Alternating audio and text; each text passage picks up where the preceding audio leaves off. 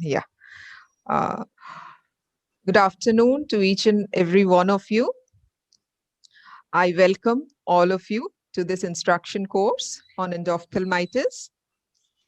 Endophthalmitis, as we all know, is a very sad scene which any surgeon can come across. And whenever we come across an episode of that, it almost spoils our day. So sometimes, for no fault of our own, we land up in a trouble.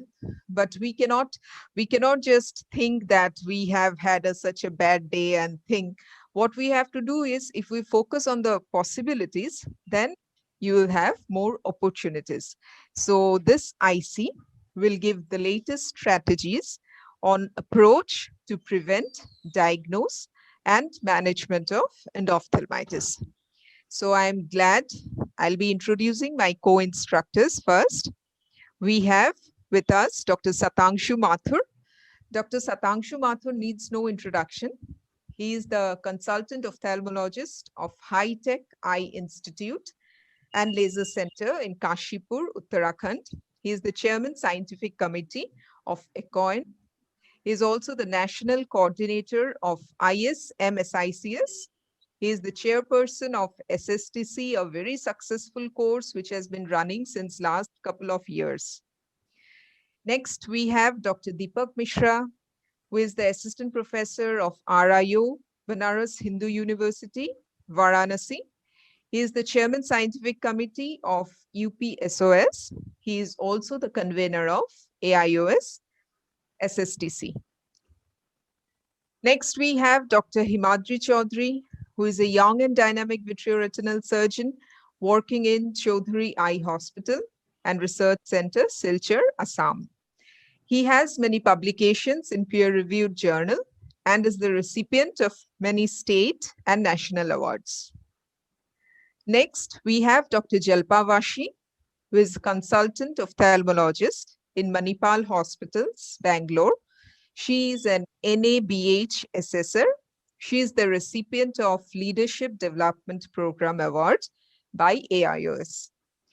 And last, but certainly not the least, we have Dr. Ajay Arora, a very experienced vitreoretinal surgeon working in Vision Plus Eye Center, Noida.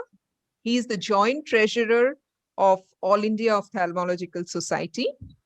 He has, to his credit, many national and international awards, publications in peer-reviewed journal, and 3 innovations patented under Make in India initiative.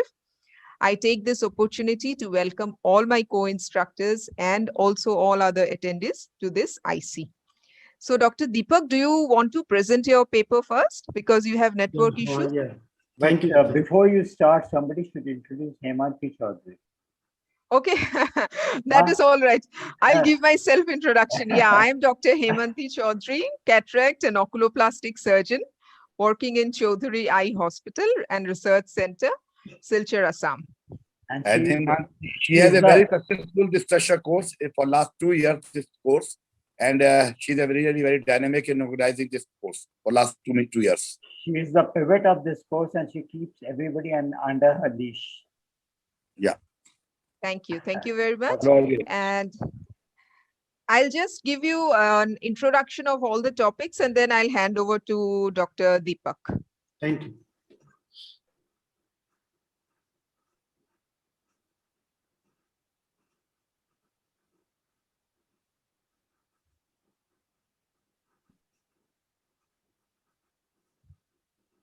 So this is our plan of how the course will unfold. Dr. Satangshu Mathur will present on pre, per, and post-operative protocols for prevention of endophthalmitis. I will be talking on operation theater layout and sterilization. Dr. Deepak Mishra will be speaking on clinical diagnosis and differential diagnosis with TAS. Dr. Himadri will be covering medical management and intravitreal injection. Dr. Jalpa will be taking NABH protocols in endophthalmitis, and Dr. Ajay will be speaking on surgical management. So first we'll go directly to Dr. Deepak Mishra. I'll stop sharing my screen. Thank you, ma'am.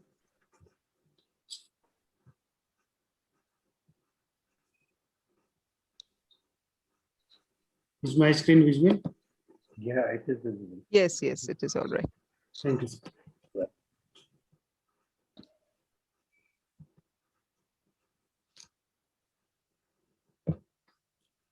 There is no financial interest in this. First of all, why it is important to differentiate TAS and endophthalmitis? The basic reason is both of them are the important complication of the cataract surgery. Remember, although uncommon, not so much common, but still most important and complication for the cataract surgery. But they have something different. They have different etiology, different requires different treatment, and also have the different prognosis. These three important features are different in both. That's why it is necessary and important to differentiate TAS and endophthalmitis per se. First, I am coming to the endophthalmitis. It is the inflammation of the inner layer of the eye with exudation in the vitreous cavity, and it's usually resulting from the colonization of the microorganism. Means it is an infective in nature and usually of the two type, exogenous and endogenous. Exogenous are the infection which enters the vitreous cavity due to the breakdown of ocular coats, and the endogenous is usually by the hematogenous spread.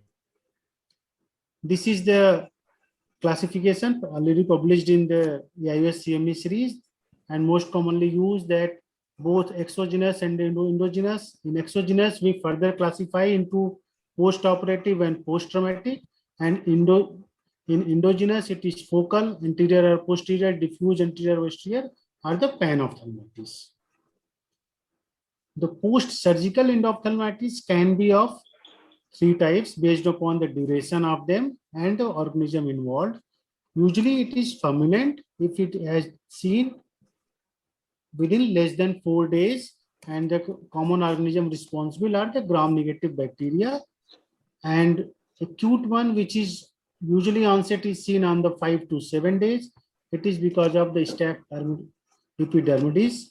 And the chronic endophthalmitis, it's seen late, means after the 4 week of the surgery, and it may be because of the late complication by the bleb related injuries or the problems, or the fungal infection is important along with the Pseudomonas acne. Now coming to the brief introduction of TAS.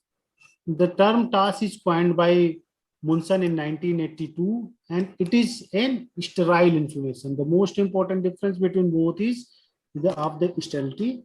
And although the TAS is most commonly seen after the cataract surgery, but it has been also be reported after the keratoplasty or the posterior segment surgeries too. The common causes are the issues are by which responsible for this TAS is the issue related to cleaning and sterilization, pre-operative, intraoperative medication and solution, and eye drop and ointments. These three are the most common causes, are the things responsible for it. And its prevention protocol, I am not going into the detail of its prevention. It will be covered later on by Dr. Jalpa ma'am. But this is a fishbone analysis published by the Dr. Samina Jamindar. She has noticed what are the different parameters: instrumentation, administrative control, sterilization, surgery parameters, intracameral, cleaning, patient IOL. You can find out each step of the cataract surgery is very important. Even mistake in any of these steps can lead to the poor compliance and the post-operative inflammations, either TAS or endophthalmitis. So this is very important that not only the solution or things, we have to look into the each and every point of the cataract surgery, which can lead to. Even the surgical technique is also an important in it. Wow, whether you have washed the visco or not, what is the iris touch, everything. Now coming to the simple differential diagnosis are the common points which we can remember to identify with TAS and endo. Most important is the onset. You can go for the onset. TAS is usually seen 1 to 2 days or usually 48 hours. And endophthalmitis is late presentation, means usually seen on 4 to 7 days. Pain is again an important finding in cases of TAS. Pain is mild or absent, but in case of endophthalmitis, patient, since it is an inflammation, patient complain of severe pain. Another thing is discharge. You can find out a purulent discharge in endophthalmitis. However, in TAS, it is watery. And one thing you can notice down in this figure too, see the congestion and the lead edema involved. In case of endophthalmitis, there is huge congestion and the lead edema, but in case of TAS, it is very less. And third important point is you can find out the anterior chamber. Here you can find out small fibrins, or occasionally you can find out hypopyon in case of TAS, but endophthalmitis, there is huge hypopyon. These are the important findings: discharge, lead, and hypopyon. Here you can find out discharge. One of the important finding which everyone would like to know what is the difference, that is the corneal edema. It is very important, that's why I put it separate. In cases of TAS, you can find out the corneal edema throughout the limbus. It means in all quadrant, it is from limbus to limbus. But in cases of endophthalmitis, you will find out the segmental corneal edemas or the localized corneal edema, not limbus to limbus.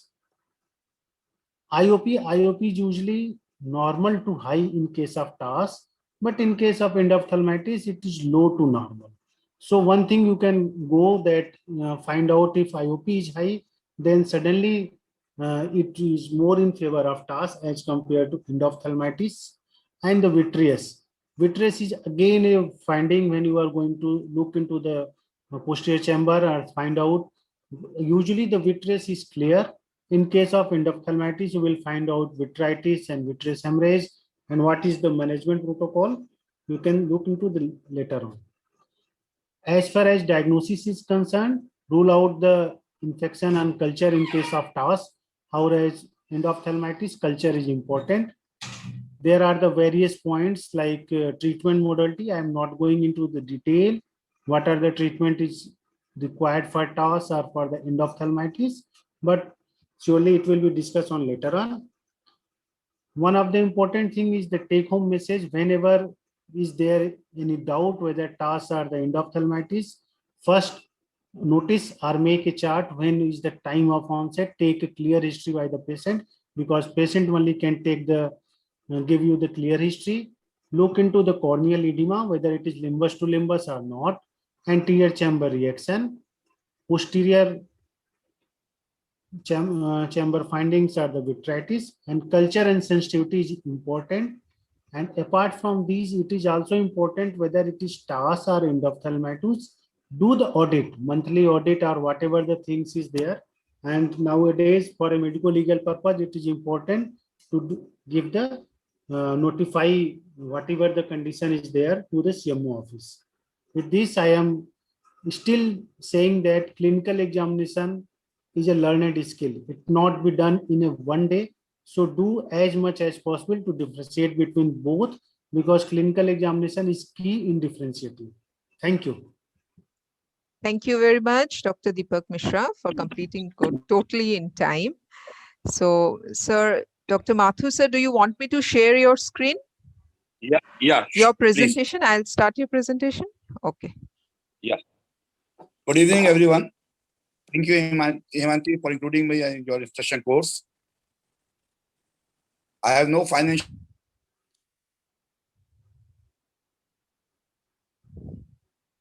you in this course. The guidelines we are going to introduce in this course are the AIS guidelines, and you can quote these guidelines in any court of law. Next slide. As we all know, this is the dreaded condition which we all do not want to happen in our hospital, but it is not in our hands. There are 5 possible factors, alone or in combination, which can help us in preventing this dreaded disease. Number 1, patient personal hygiene. Number 2, contaminated surgical supplies. Number 3, faulty installation procedures. Number 4, inadvertent touch. And number 5, environment. If we take care of these 5 possible factors, we can control the infection and we can have zero endophthalmitis in our hospital. What are the preoperative risk factors? Number 1, we should meticulous external eye examination should be done on slit lamp before the surgery. And we should see for blepharitis, conjunctivitis, lacrimal duct obstruction, ocular prosthesis for the fellow eye, any infection in the other eye, eyelid abnormalities, and most important is the diabetes. We should operate only when the diabetes is under control. What are the investigations? These parameters are the AIS parameters, and we can quote in the law, court of law. We can speak. Blood sugar, it should be less than 120, and random blood sugar less than 200 milligram per cent. Conjunctival culture should not be taken in all cases, but in chronic infection, we can take it. Urine, routine microscopic, if patient diabetic or other systemic disease are there. Syringing not as a routine, but if you have to do, you should not do on the same day. If regurgitation is there, then surgery should be postponed. What are preoperative medications and indication for the patients? 4th generation broad spectrum antibiotic, 4 to 6 times a day before surgery, and on date of surgery is recommended. Patient should come with proper face wash, hair wash with soap, beard should shave properly. Please, they should clean all the area around the eye, and they should wear the clean clothes. What should be the instruction to the staff? If biometry has to be done on the same day, use immersion method, and do not use the contact method to avoid contamination. If you have long list of cataract surgery, the diabetic patient should be given preference in OT list. Preoperative preparations, when the patient is on the table, your assistant should be advised or instructed to clear the brow region and lid margin with 10% iodine solution. Most important is the povidone iodine 5% 2 times topically and minutes before surgery. This is the most important. Even if you have, oh my God. I think sir has lost connection.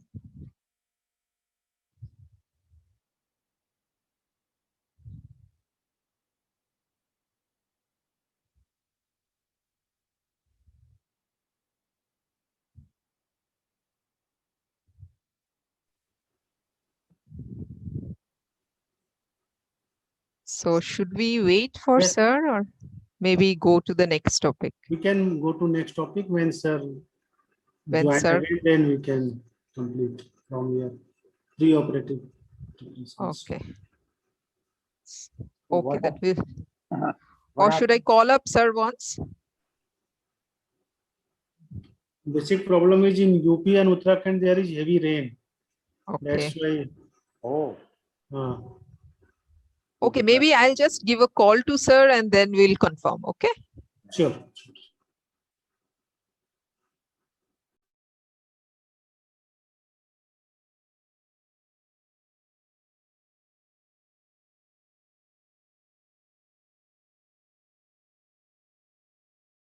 in the meantime, I think Deepak, for the audience, we could discuss a little bit about TAS. Sure, sir. Yeah.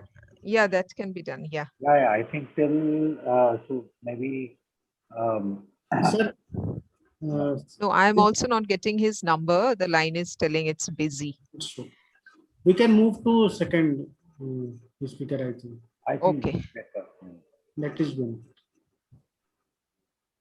Okay, so the next talk is by me. Can I? Come back. Oh, Sorry. sir has Yes, come. sir. Yes, sir. Okay, okay, sir.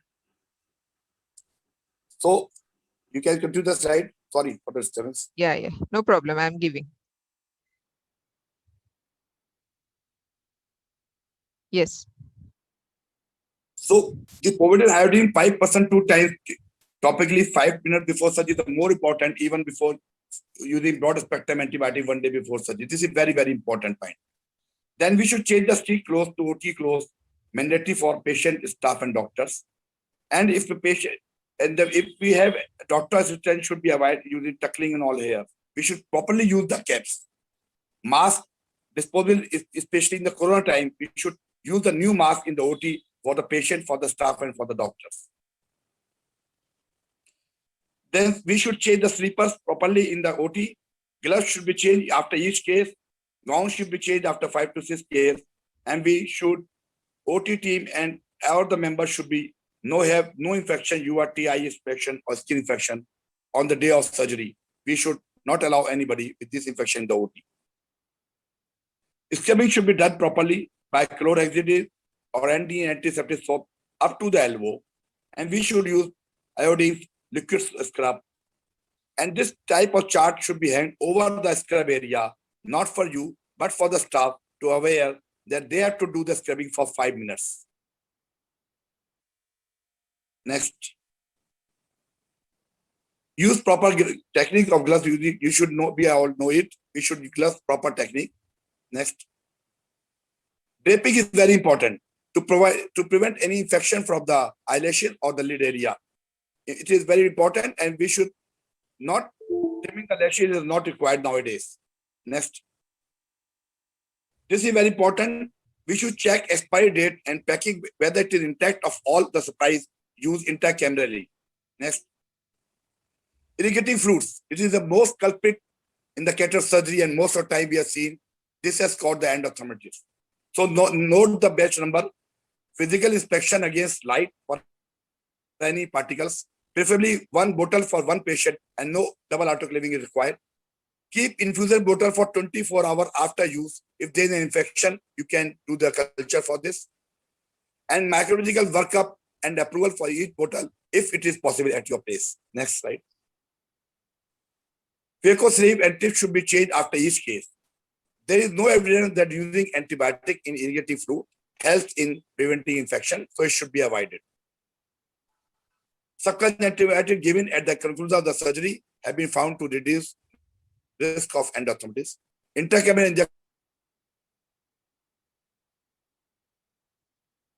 injection and watertight cordial incision important when in doubt. And if they are PCR, we should manage complication very effectively. Next slide, please. Post-operative, we ask the patient to come first day, 7th day, and 15th day, and then as and when required. Examination on set time very important, and the frequent visits. We give normally topical broad spectrum antibiotic for 7 days, orally only in high risk cases, and topical steroids 15 to 21 days in tapering dose. Painkiller, SOS, and protetic glass given for 7 days. In case of doubt of infection, talk to the patient and relative in advance. Institute prompt appropriate treatment and do not panic. And if you work in institute, inform your higher authorities. Next. Microscope head, phaco, corti, this all will you will taught in the next lecture. Should be cleaned properly in the OT. Next. This is OT layout will be told to you by the next speaker, but the most important is the thick water tank. We should clean the water tank frequently, rapidly every month, and we should note down in our record. Next slide, please. This is a checklist, daily checklist. We should, I will take 30 minutes, second more. But in the OT area, and we should check this OT list frequently. Who checked the pre-operative checklist? Who checked the autoclave strip register? Who filled the drum? Who checked daily injection expiry date? Who did the prevention before awareness of the surgeon preparation? These all things should be maintained in the list form in your outside your OT area. Next slide, please. Who did the cleaning, mopping before leaving the evening the OT? Who did put the UV light on if it's there? Who checked anesthesia trolley? This everything should be mentioned outside your OT area so that your staff knows it. Next slide, please. And should be signed by OT in charge daily. Then there are these weekly checklists, list of medicine checked, expiry date especially. This is OT checklist. Then who submitted autoclave reports. This should be shared every week, should be signed by your staff nurse and should be signed by you also. This help in keeping your staff aware that the doctor is going to check it and they will be on the toes every time. Who cleaned the OT wall, who cleaned the sink, this everything should be mentioned in there. Next slide, please.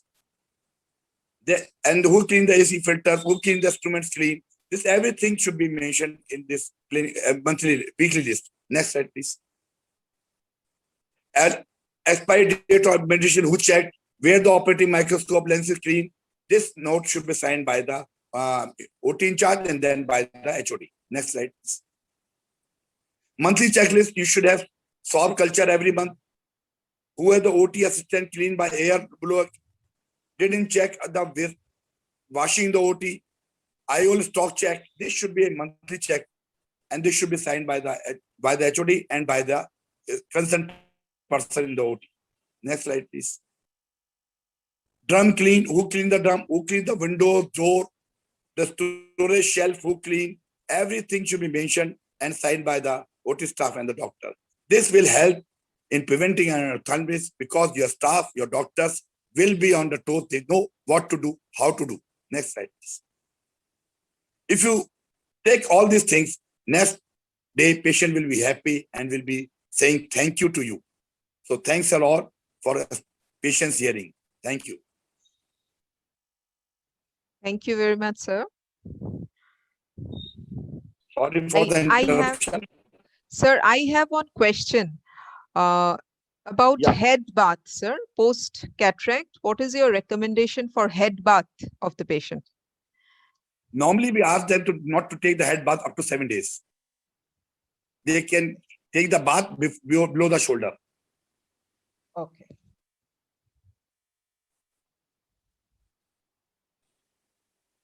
So we can go to that talk. So should we go to next talk? Yeah, it is. Sure.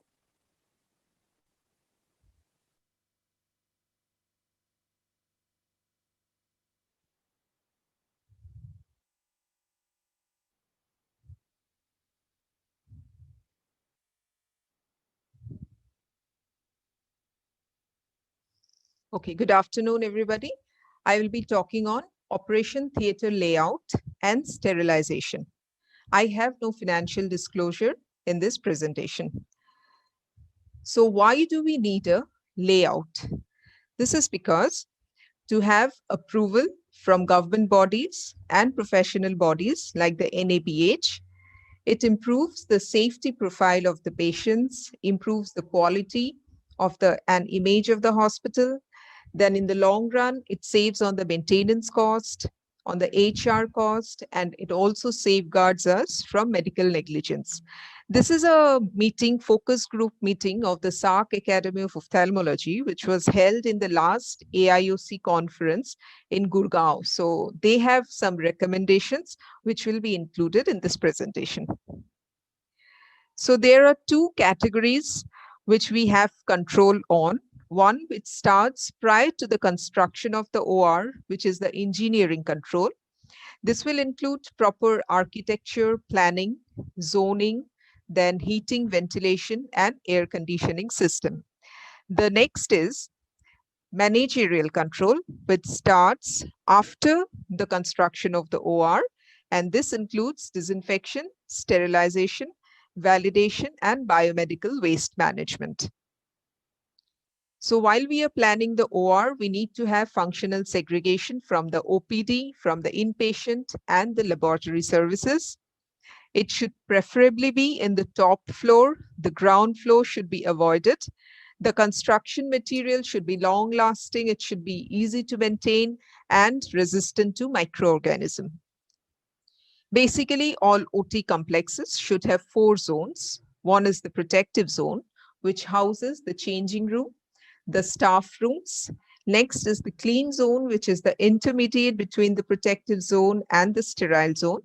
The third being the sterile zone, where we do all our surgeries. And the fourth is disposal zone, where our instruments are processed and cleaned and the wastes are disposed.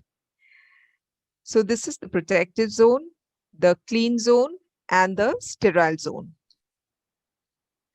This is another recommendation by the AIOS, who have recommended that central AC is not necessary. Split AC is acceptable for those who do not have HEPA filters, but NABH, of course, recommends HEPA filters, though till now there is no consensus of benefit of HEPA filters. Strict no to fan and window AC. Water tank, as has already been mentioned, each IoT should have a separate water tank, and it should be treated at the user end. That is, after washing hand with 7.5% povidone iodine, it should be cleaned with AquaGuard water. And finally, we then use alcohol-based hand rub or sterilium. The water tank, as has been already told, it should be cleaned and it should be documented about the cleaning. So these are the NABH recommendations for IoT. 260 square feet of space is required, but AIOS has made this 160 square feet provided the occupancy is 4. Humidity needs to be maintained at 40 to 60%, temperature 21 to 24. And air handling unit should have 2 sets of pre-filters and 1 terminal HEPA filter. The flooring should be seamless, non-porous, and smooth. It should be easily cleanable repeatedly. The walls should be dust-proof and moisture-proof. Door should be preferably this kind of self-sealing door so that you need not use your hands to open them. The paint should be antibacterial and antifungal. Clean room lights should be present in the OT. And since we are dealing with costly phaco machines and vitrectomy machines, each OT needs to have a separate power circuit with a UPS backup. For those who have the provision of working in a modular OT, this is one of the best options because it is engineered with guaranteed performance and it provides a very smooth and comfortable environment. This is the 4th zone which each OT should have, and it should be equipped with a wash basin, a sink for washing the instruments, a discharge table, and some clean storage shelves. Coming to the second part of my talk, which is the sterilization. As we realize that major source of infection is instruments, so proper cleaning and reprocessing of surgical instruments cannot be overemphasized. So basically the cleaning process has to start immediately. So for that, we need 2 sets of staff, one who will be assisting us in the OR and the second set who will be doing the cleaning work. First, we separate the sharp and blunt instruments. Then they are rinsed in distilled water. For the needle holder and corneal scissor, we open the posterior end so that we can get an access to the joints, and it is cleaned with a brush having soft bristles. After cleaning in the distilled water, it is processed in ultrasonic cleaner. We also prefer to dry our instruments because ours is a very damp area. So any amount of moisture, if left in the instrument, will lead to rusting. So we always dry the instruments. And then we do the cleaning by the 4 bowl technique, where it is first double dipped in cetrimide and chlorhexidine solution, followed by it is then again double dipped in distilled water. For some instruments like the Venus scissor, which has very sharp tip and there are chances of it getting bent, it should be protected with silicone sleeves. And after that, all the instruments are packed in stainless steel boxes as cataract sets or glaucoma sets and retina sets, and these are kept ready for sterilizing. So how do we process the hollow instruments? Hollow instruments would include all the phaco probes, the irrigation aspiration port, and for that, we have to flush them with distilled water and not with tap water.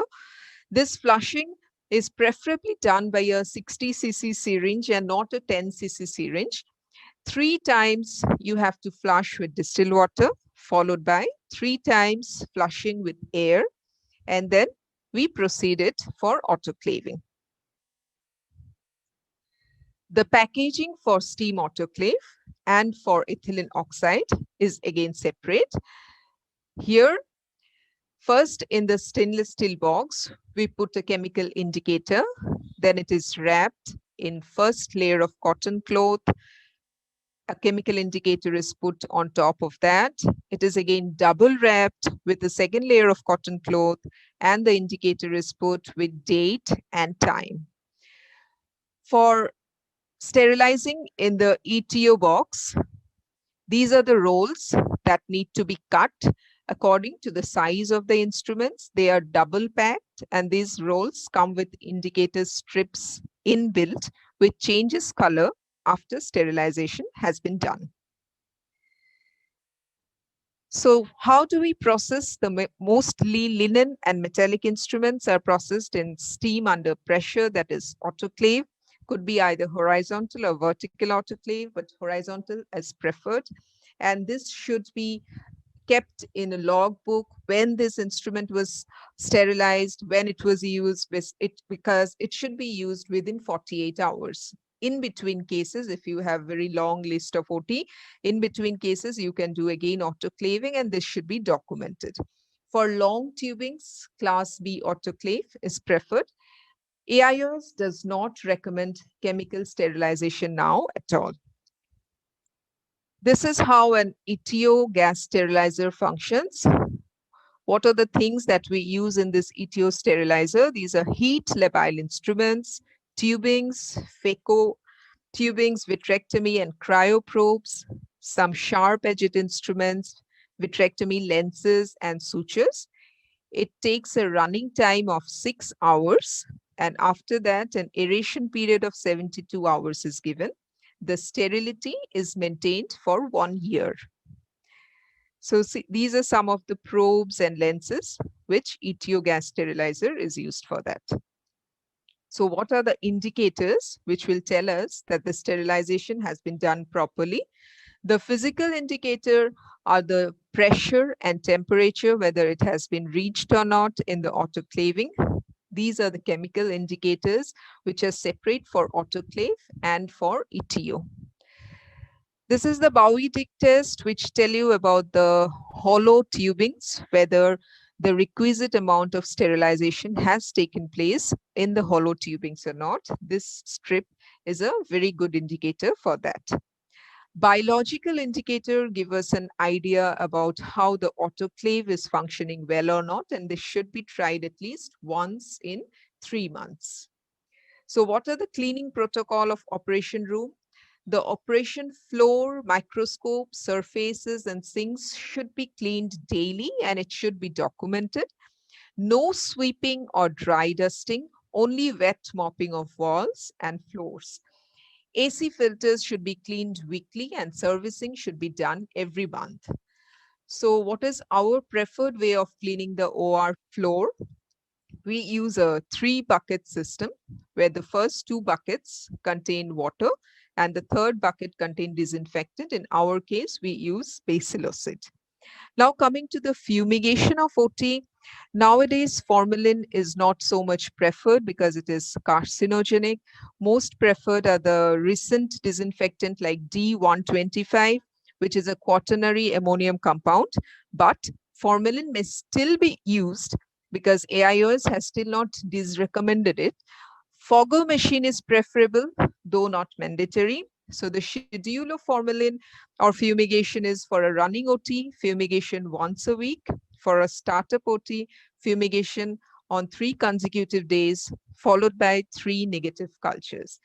And sometimes once in 3 months, periodic cultures should be taken from the microscope, head end of the table, from the OT air, and all these should be documented. These are the newer disinfectants which are preferred nowadays, the DeskNet, Basiol. Ultraviolet radiation is also preferable. It can be switched on daily for 12 to 16 hours and switched off 2 hours before entering the OT. These are the cleaning protocols of all the areas and with which disinfectant to use and what is the frequency. I will take little longer.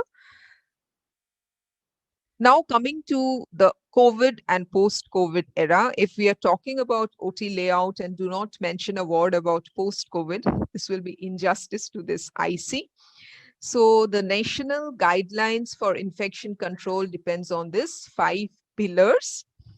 And this is the hierarchy of control on which the government of India is putting importance on how to protect us and our healthcare workers.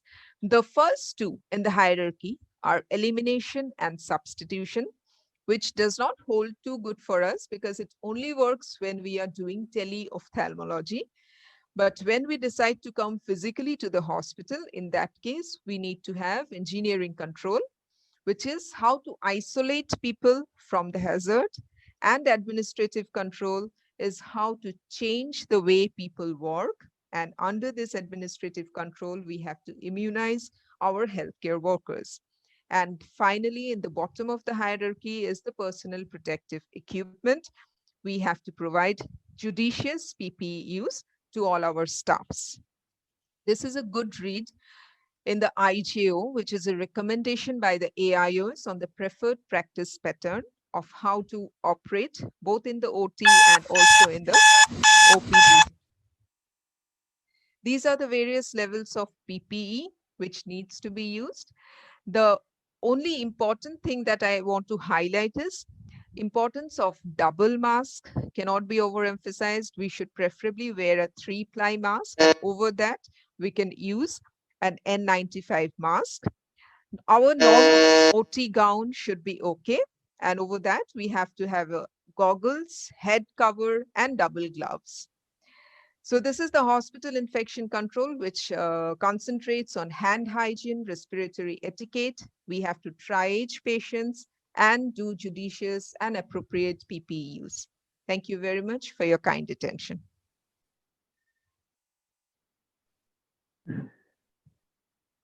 The next talk is by Dr. Himadri. You That was can a start sharing your screen. very exhaustive and I think it was very exhaustive. Very good.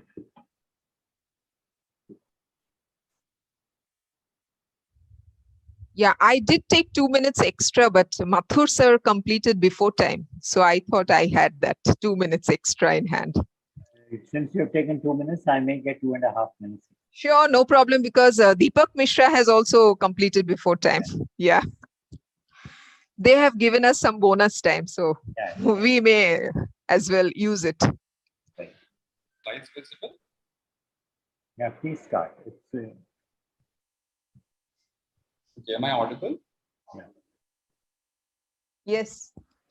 Yes. Okay, at the very outset, I'd like to thank AIOC, Dr. Deepak Mishra sir, Dr. Lakshmantu sir, Dr. Ajay Arora sir, and Dr. Himadri giving me this opportunity. I'll be speaking on endophthalmitis, medical management, and intravitreal injection. And I'll be touching a little bit on the surgical aspect of it. Dr. Ajay Arora sir will be describing it in details. This is a picture which we are all scared of after a well-done cataract surgery or any other surgery, intraocular surgery. But once we have this picture, we have to know how to handle it. What are the goals of treatment? We have to kill the invading organism, arrest the damage by exotoxins and endotoxin, and arrest the post-inflammatory response. What options do we have? Antibiotics can be given intravitreally, oral antibiotics, topical antibiotics. We have the option of pars plana vitrectomy surgery and also using corticosteroids. Now, intravitreal injections are the only surefire way to be assured that the drug will reach the vitreous cavity in the right concentration. Topical drops and subconjunctival injections are not enough, and the drugs do not reach the vitreous cavity in the proper concentration. There are, however, systemic medications which reach the vitreous at a minimum inhibitory concentration. We'll be discussing them later on. Now, most of the knowledge of endophthalmitis management is based on the EVS study, which was published way back in 1995. But one of the largest or the biggest caveats is that it included only those cases where the cornea was clear enough to perform a pars plana vitrectomy, which means all cases where there was a big corneal infiltration or rather a pretty aggressive organism, those were excluded from the study. Now, what did EVS conclude? They said that systemic antibiotic had no role in the management of endophthalmitis. Routine immediate pars plana vitrectomy was not required when the visual acuity was better than TL. And pars plana vitrectomy was beneficial only when patient had a visual acuity of TL only. Now, after all these years, is there any change? Do systemic medications have any role? Well, EVS says that it prolongs hospital stay, increases cost, and has systemic side effects. However, the ground reality is slightly different. Most ophthalmologists feel more secure in using an oral antibiotic. They prolong the duration of the minimum inhibitory concentration and have a better chance of killing all the viable organisms. Now, in a major review published in Survey of Ophthalmology in August 2017, a modified protocol for the EVS was proposed. After the initial diagnosis of endophthalmitis, it was proposed that the patient should have a vitreous tab along with injection of vancomycin and ceftazidime, and they included oral antibiotic, moxifloxacin or linezolid. After the initial treatment, assessment was done within 24 hours, and in case of a poor response, they noted that a repeat intravitreal injection had no role, and the recommendation was an urgent vitrectomy within the next 48 hours. Now, what are the most commonly used systemic antibiotics?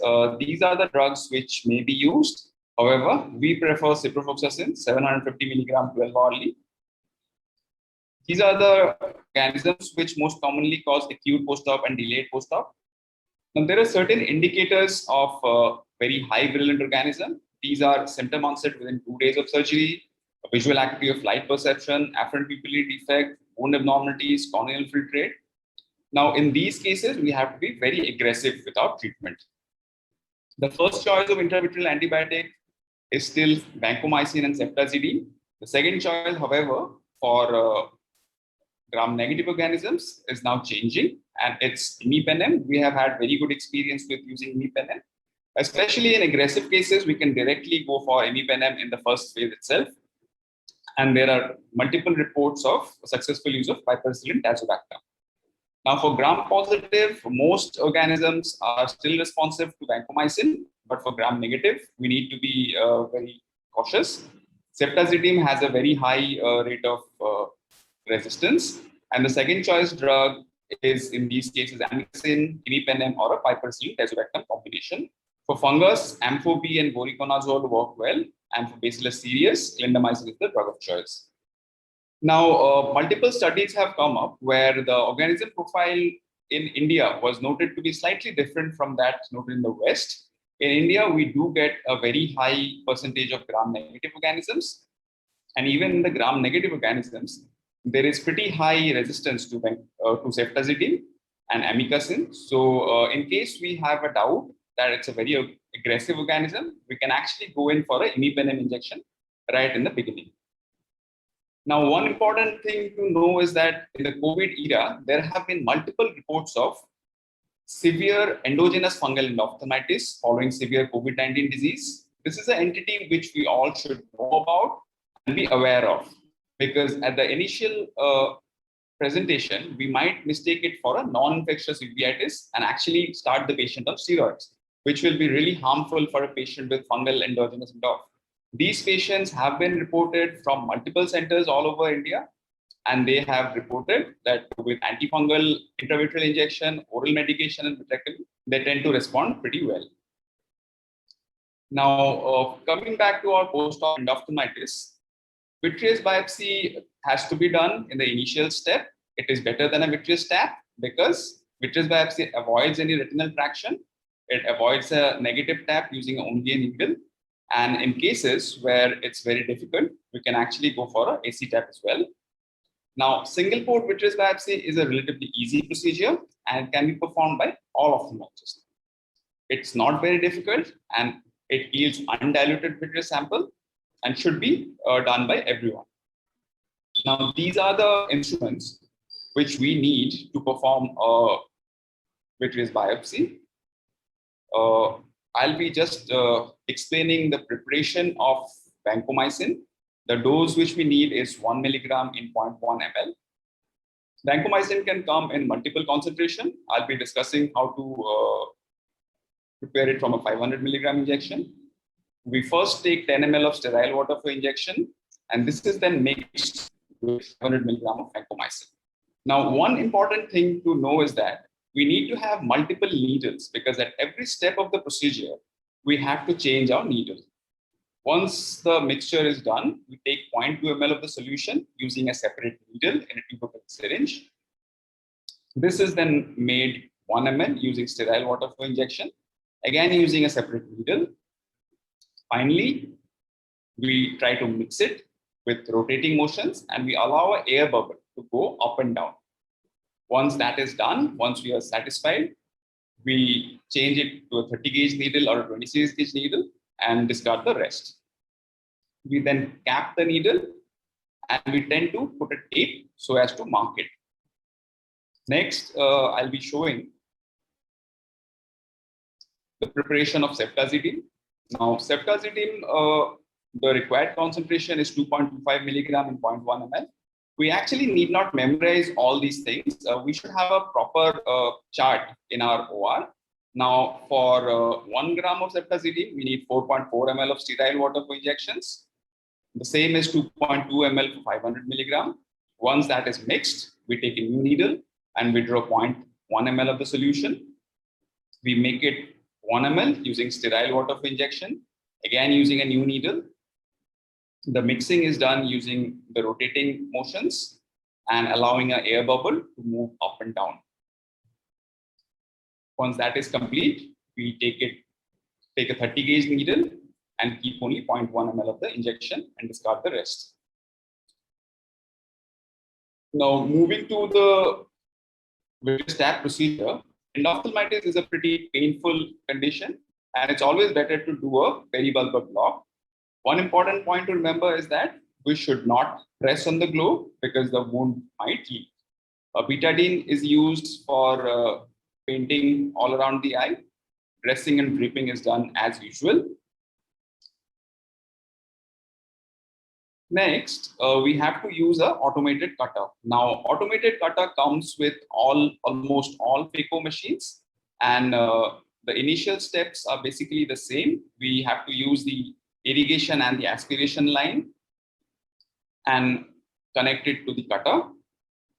Once that is done, we have to follow the instructions for the priming process. These are basically same for every other procedure. What we need separate is this adapter that comes with IB sets. One end attaches syringe and the other end we attach to the aspiration line. This will be used to aspirate the vitreous tap sample. We do not need the irrigation, so that is kept aside.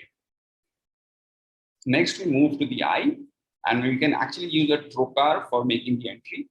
In case you do not have a trocar, you can actually go in for a MVR and do the so it's always important to actually check the cutter prior to entering the vitreous cavity. See whether you are actually cutting. We start by gently cutting and then ask our assistant to aspirate. We do not need a large amount of sample, only 0.5 ml is sufficient. Once we are satisfied that we have taken up the adequate sample, we then stop cutting and stop aspirating further.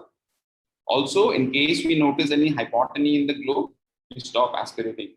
Next, we go ahead with the intravitreal injections. Now, intravitreal injections, we have to use separate needles. Also, the sample which we have collected needs to be capped and sent within half an hour to the microbiological evaluation. The injections are drawn through the trocar in a drop-by-drop fashion, slowly into the vitreous cavity. Again, we have to use separate syringe and separate needle because these drugs tend to interact with each other. Once that is done, we can remove the trocar. In case of any confusion, a suture can be put. If it's self-sealing, a suture need not be used. Now, there are certain indications where we can actually go in directly for a pars plana vitrectomy when there is a highly virulent organism, no response to intravitreal injection. In post-traumatic or fungal endoff, we actually prefer pars plana vitrectomy right in the beginning. Now, initial few steps of the pars plana vitrectomy I'll just be touching upon. We have to visualize the cannula. In case you have any doubt, we can use a sutured 6 mm infusion cannula. And it's very important to actually visualize it in the vitreous cavity. The rest of the steps are fairly simple. We just have to do a core vitrectomy. Do not try to lift the posterior highlight. Do not just do a core vitrectomy. As soon as we can see the disc and the posterior pole, we stop. Then we go ahead with the intravitreal injections. So even in post-traumatic cases, we can have a pretty decent result. Now, I need to mention this e-kit, which is available, no financial interest again, from Orolab. They contain all the drugs that you need, and you can actually have it, especially in your peripheral. There is a role of steroids in bacterial end-off. However, if you are doubtful, you have a doubt that it's a fungal case, then it's better to avoid. Again, microbiological workup can be done in these media. In delayed post-op, only intravitreal injections might not be helpful, and you might have to go for a pars plana vitrectomy with a partial capsulectomy or even a lens removal. So to summarize, early diagnosis and management can save most eyes. In the absence of large-scale studies with the newer drugs, we have to go in for vancomycin and ceftazidime in acute endophthalmitis in the first stage. AC-tap and a single port vitrectomy can be done for microbiology. And in patients who fail to respond to initial treatment, vitrectomy is recommended. Thank you very much.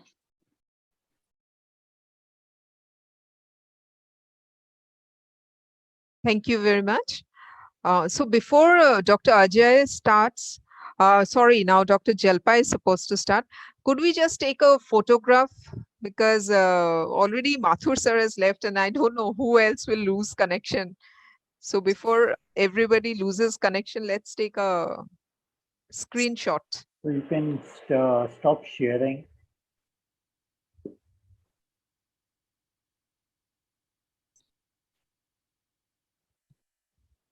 Oh no, our video camera starts.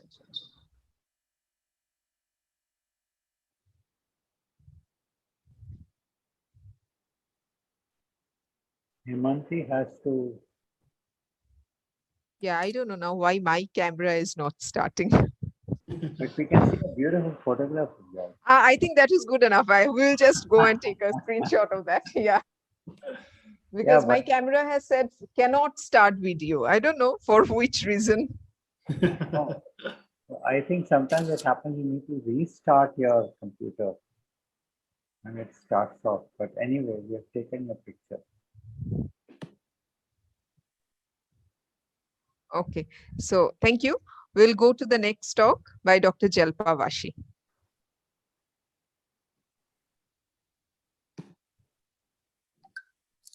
Can you hear me? Yes, yes, we can hear you. Yeah, great. So thank you, Dr. Hemanti, and I would like to thank AIS committee and all my co-speakers. So it's not moving.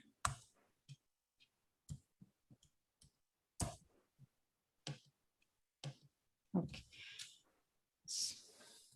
So we know that the word endophthalmitis can give us sleepless night. Nobody wants it. But unfortunately, if it happens, then how many of us are prepared for the same with the proper documentation? So let's learn how NABH guidelines help us preventing infection and safeguarding us by proper documentation in case of if infection happens. Now, who is responsible when infection happens? Is it the operating surgeon, OT nurse, CSST personnel, OT supporting staff, or your infection control nurse, or consumables like BSS, intracameral drugs, or it can be due to process failure like sterilization machine is not validated, indicators are not checked properly, or reuse policy, multi-dose vial policy are not defined and executed, or your entire infection control program, which would lay down all these policies. So there are 10 chapters in NABH and 4 of them would cover guidelines regarding infection control, documentation, and quality assurance. So regarding prevention, let us learn how NABH guidelines help us in preventing infection. As per NABH guidelines in our surgical record or patient record, couple of inputs are mandatory. The most important ones are pre-operative assessment by the operating surgeon, where you should mention about the negative history of MGD, sac block, uncontrolled diabetes, any systemic illness, and consent. We all know that consent is a legal document and should be filled completely and properly. Surgical safety checklist we'll discuss next. And IOL implants, the label carrying implant details should be pasted at 3 places. So one is OT logbook, inpatient record, and discharge summary. In post-operative care plan, we mention about the rational use of antibiotics, and in discharge summary, we have to mention about when and how to obtain urgent care in the language which patient understands.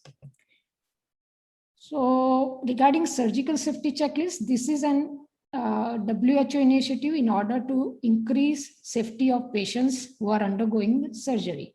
The checklist identifies 3 phases of an operation. One is sign-in, that is before the induction of anesthesia, timeout before the incision of skin, or in our case corneal or scleral incision, and sign out before patient leaves the operating room. Now we can modify this checklist as per our need. So some of the important points here, if you see in sign-in, patient's identity and site of surgery procedures are verified. We also need to confirm the consent form, whether it's filled properly or not. In timeout, the nursing team reviews about the sterility, which includes confirming about the sterilization indicators results.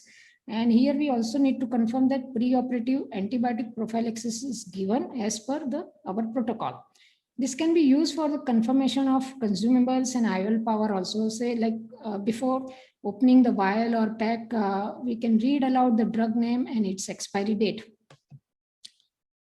Coming to the operation theater, Dr. Hemanti has already discussed important points. Avoid mix of sterile and unsterile stuff. Regarding safe usage and sharing of consumables, for example, in case of BSS, how are we going to ensure about sterility in case of sharing? We need to prepare the SOP for the same. See, when BSS is shared in say 5 patients, the detail of the same, especially the batch number, should be mentioned in all 5 patients' medical record. OT surveillance. Here we need to ensure about the efficacy of OT cleaning and disinfection practices by taking OT cultures at regular scheduled interval, at least once a month as per NABH guidelines, and twice a month in case if there is a heavy OT load. Daily log of air handling unit should be maintained. We have to monitor humidity, temperature, and pressure differential in OT, and check for the integrity of the filter of AHU as well as if you have AC, then for AC. Regarding CSST surveillance, see, we believe that sterilization is adequate when the color of indicator is changed. This color change just indicates that the process is executed. It doesn't say that machine has delivered adequate temperature or pressure for adequate amount of holding time. So to assess the efficacy of performance of the machine, validation of sterilizer is required.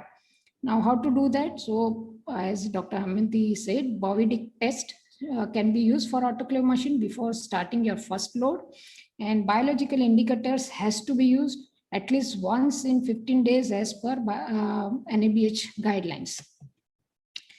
Coming to multi-dose vials, for example, antibiotics, then lignocaine or anti-VEGF, we share these vials in couple of patients. So while opening the vial, mention the date of opening and expiry, and we have to prepare SOP regarding safe storage of such vials once it is open. Now, infection control program, we need to design such program for our hospital, and which must include certain points. Say one is standard and universal precautions, which would include hand hygiene, safe injection practice, needle stick injury, PPE, sterilization, blood spillage. We also need to identify high risk areas in our hospital. So which all are the high risk areas? Like OT, CSST, and recovery room. So we then prepare cleaning and disinfection, sterilization protocol for these high risk areas as well as for our entire hospital.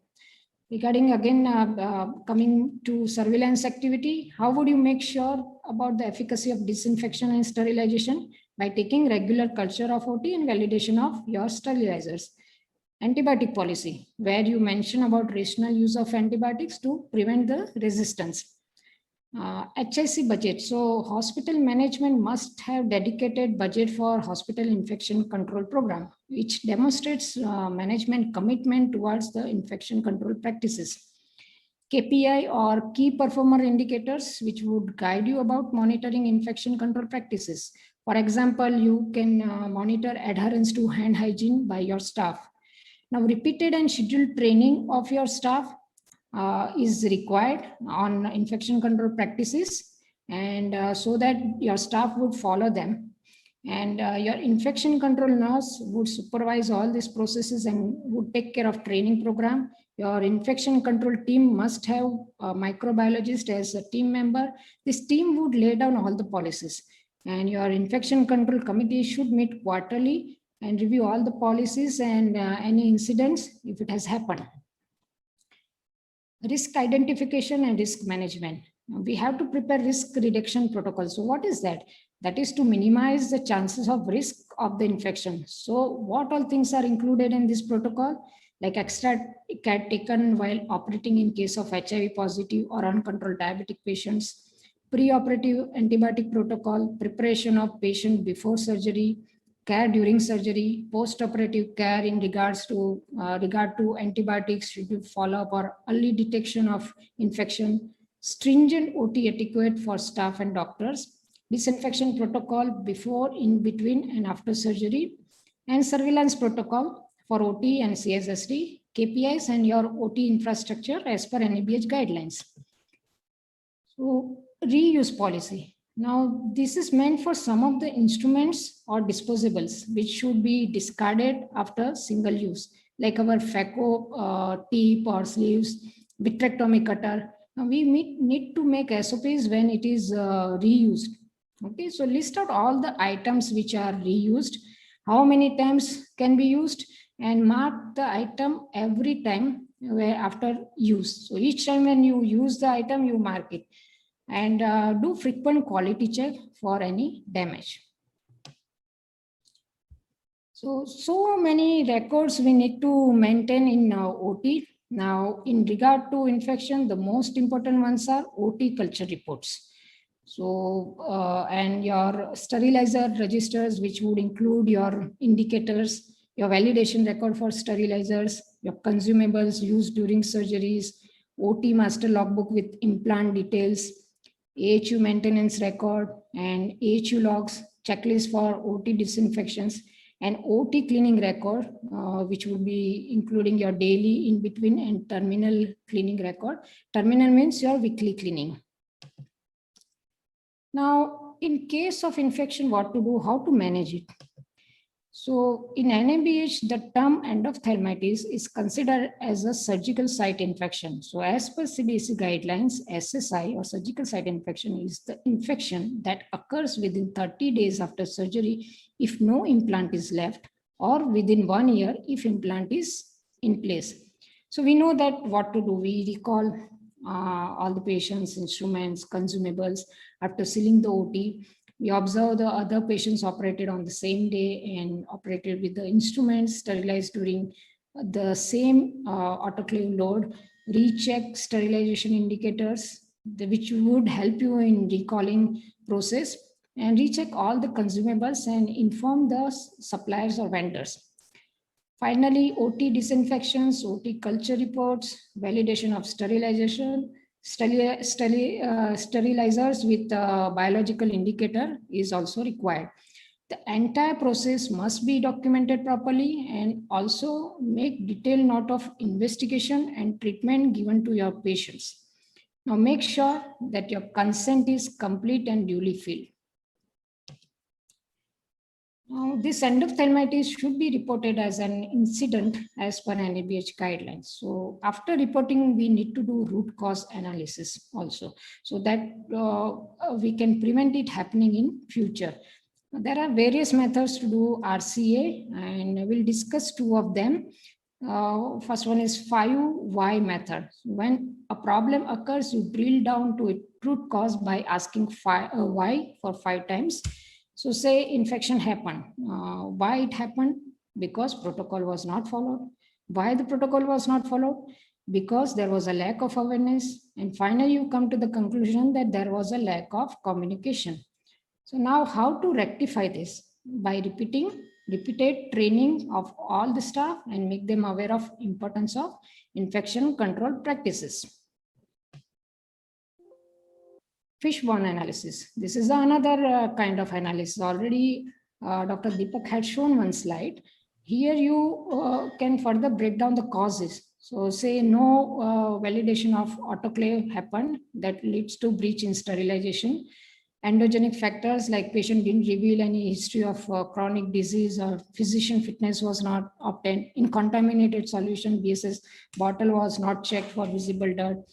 Inefficient disinfections where the disinfection protocol is not being followed and dilution protocol is not standardized, or AHU failure. So now by doing RCA, we'll be able to find out the failures. After doing RCA, we are supposed to take CAPA. So what is that? Corrective action and preventive action. So what is the corrective action? Treatment given to the patient, recall process, surveillance activities, these all are known as corrective action. And what could be the preventive action? Like new policy on disinfection protocol. It can be replacing the consumable or changing the vendor.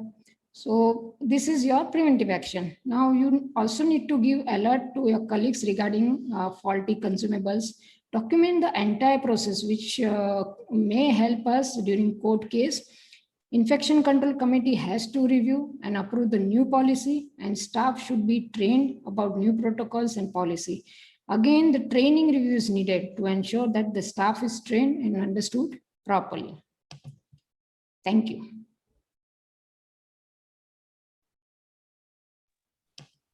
Thank you very much, Dr. Jalpa. So a disadvantage of having it in this virtual platform is we don't have any interactive audience. I Yeah. remember in last our IC, the Gurgaon IC was so interactive and it was very interesting because so many people came up with questions and things like that.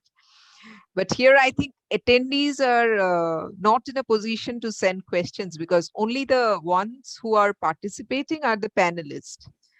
Because in the participant list, I can see only 10. So the attendees, how, I don't know how the attendees can ask question and all. No, What they is the have a provision? question in question answer column. Okay, in other sessions, is it? Yeah. No, in same at the bottom you can see Dr. Nilanjan has asked, how many times you clean your OT in a month? Okay. So in chat box or in question answers column, they can put that question. Okay, so would you like to answer that, Dr. Jalpa? Cleaning See, of the OT? Yeah. cleaning of the OT would be daily at the end of the day. Now, terminal cleaning where you clean entire OT walls and everything, roof, that is weekly once. Yeah, for us, So- that is the protocol. We usually do that on Saturday Hmm. because Sunday usually it is closed and then Monday we again start fresh. So Yes. that is the protocol that we also follow. At the end of OT, everyday cleaning and terminal cleaning on Saturday, once a week. Once you have a case of an end-off you've operated, would you like to communicate the theater and then?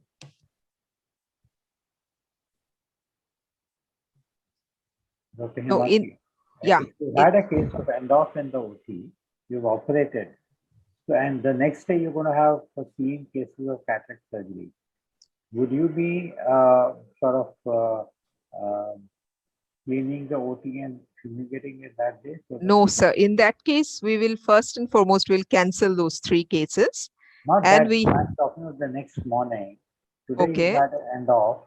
Yeah. Close up the theater. Would you sort of fumigate it overnight and next morning you go ahead? with the If we had a case of end off today and we have posted 3 cases tomorrow, then we will not proceed with the OT just the day after, because we have to have a HIC meeting and then we have to find out the cause of the end off and then maybe we'll schedule our next OT. And of course, we have to have microbiological culture report after we do the all cleaning and fumigation and everything that needs to be done. And only after we have received a microbiological report and then only we'll fix our next OT. What we tell to the patient is, I think we will not tell that we have had infection. Maybe we will say we have some technical issues with any instrument or things like that. So before the technical person comes, your OT cannot be conducted. All right. So the next and the final talk is by Dr. Ajay Arora. Sir, could you please start?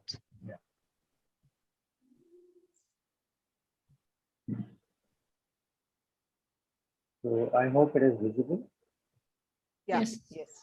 Yeah, so I think most of my quite a bit of time covered by Himadri, and before I start, let me thank Himadri Chaudhary for including me in this course, which actually, as you were saying, the program it's been very popular and doing very well, and the All-India Surgeon Society for the opportunity. So we would prefer that our post-op cases look like this and not a disaster like that. And what are my indications for taking up an end of case for past venous vitrectomy? How much vitrectomy do I do? What one should be doing in the past venous vitrectomy? So I think this has all been gone into. These are the various drugs that are available, and you must have a chart which is available. This is a folder chart by Cipla, which we normally keep it in the operation theater.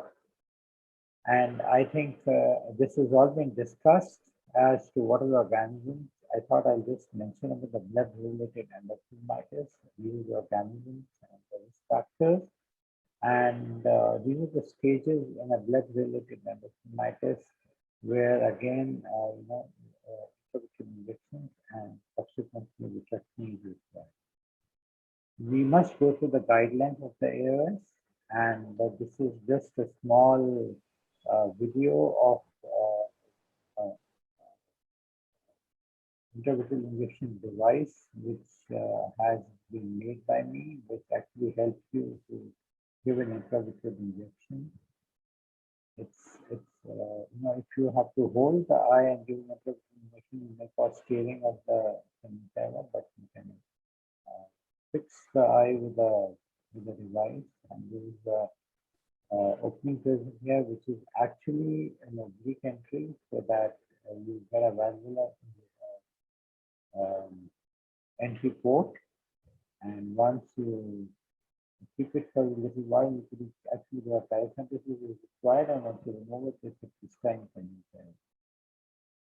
So the intravitreal injections, when not to give is when you have a coexisting detachment or a choroidal detachment, you have to go in for the vitrectomy immediately. When you have a virulent infection, which is within 3 years only, or you have given an intravitreal injection and it does not work, then you should go ahead with vitrectomy, or you're suspecting a fungal endophthalmitis, a traumatic endophthalmitis with a routine intraocular foreign body. And as was mentioned earlier, you do a core vitrectomy, or as much as is possible. We are not here interested in creating a PVD, but if you have to in certain cases, then you may need to put in a silicone.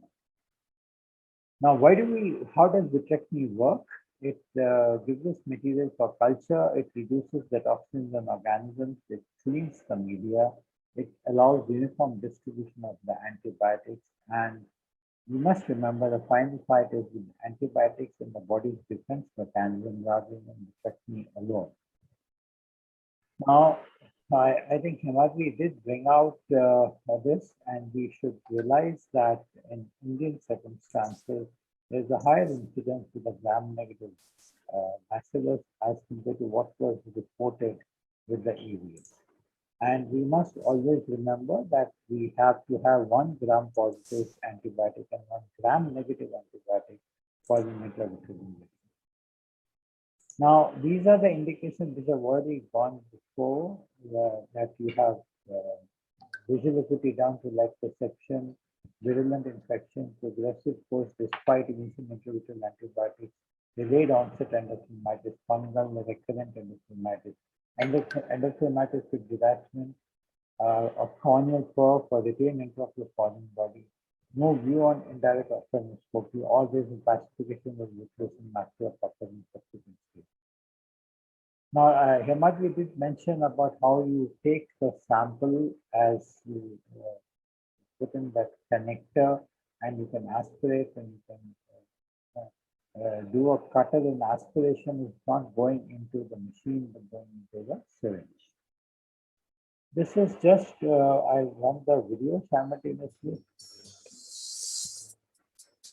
Sorry for the music, but sometimes you have to, you have to put on the put on an ECM antenna. There is a pupillary membrane which you need to remove it. This is done under peripheral anesthesia. And once we remove the pupillary membrane, we will have a good view of this is a little older video. So you have a good view of the fundus. And once you get that, you should be able to assess how bad it is. I've had two situations where once we took the patient for vitrectomy, we removed the pupillary membrane and we found that the vitreous was reasonably clear. We decided not to do a vitrectomy, gave the intraocular antibiotic. So every step we must try to evaluate and cross-check and then proceed further. But essentially, after having done this, we should put a 6 millimeter infusion cannula. And let me just push it further. So when we put in a 6 millimeter infusion cannula, which we used to do it with a 20 gauge thing earlier. And this is put in, you identify the opening and then you go ahead and do a fold vitrectomy.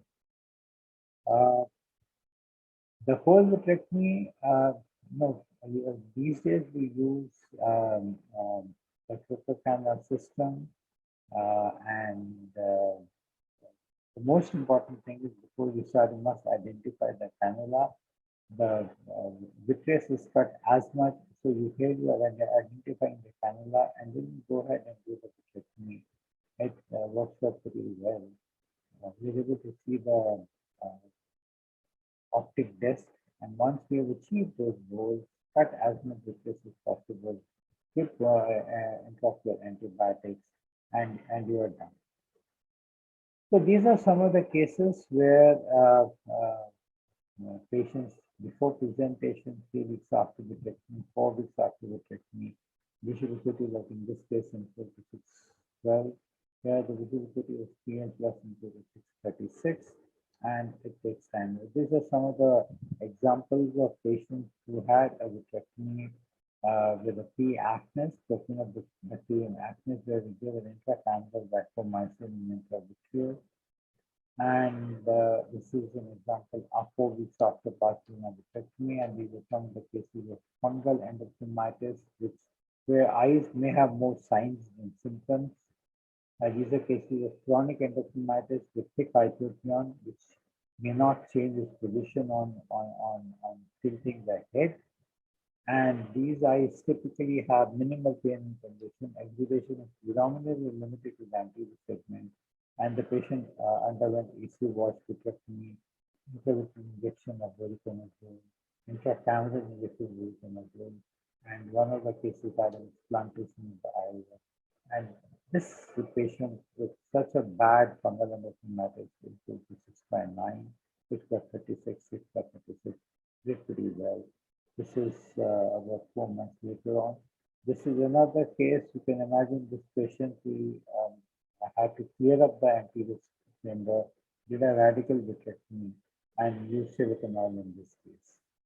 Now, fungal endophthalmitis can be numerous organisms. This is just an example that we had a patient who presented with an acute onset endophthalmitis with Aspergillus niger. Usually presents as chronic, but can present as an acute, and a case of pseudoerythema boydii, which again was diagnosed. And it's important never to give up these cases. This is what I've taken from the Dasis presentation. It was reported where a 77-year-old man presented with total loss of vision 3 days after cataract surgery. The eye was congested with a visual acuity healthy. underwent vitrectomy and patient finally improved to 20/70. So end off with the retin detachment. You have to use silicone oil. You have to do a radical vitrectomy. You have to do laser photographs and post-operatively. And you need to give intraocular antibiotic injection in the perisilicone space. End off with corneal perforation. We have done this in 2 cases where the cavity prosthesis was used, subsequently with therapeutic PK, and you sometimes have to explant the eye and you can try to simulate. These are some of the reported cases where you can do a corneal tear within endophthalmitis and other cases. You can also have endophthalmitis after a vaccine injection, after Ozurdex, and these cases, this would require intervention by vitrectomy. If there is a little time, can I show 2-3 interesting cases?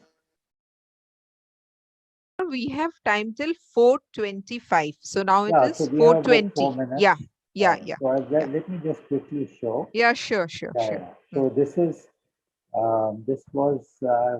Ashish Lal had a case, and this patient had come with type 2 diabetic intravitreal injection of Avastin, which is Semgase.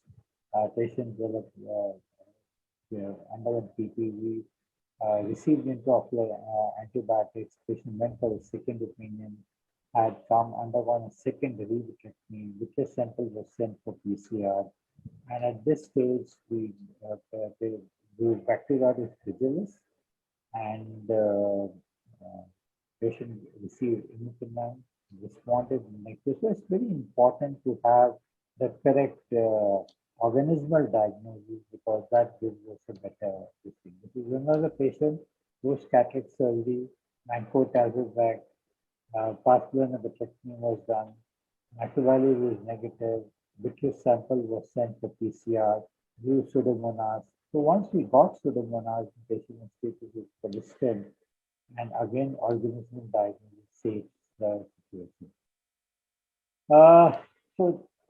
This was the thing from. So let me show you one case which I have followed personally for many years. Patient underwent cataract surgery, came to us and was treated elsewhere. We received intravitreal bevacizumab, and subsequently developed endophthalmitis. Was treated. We did a vitrectomy.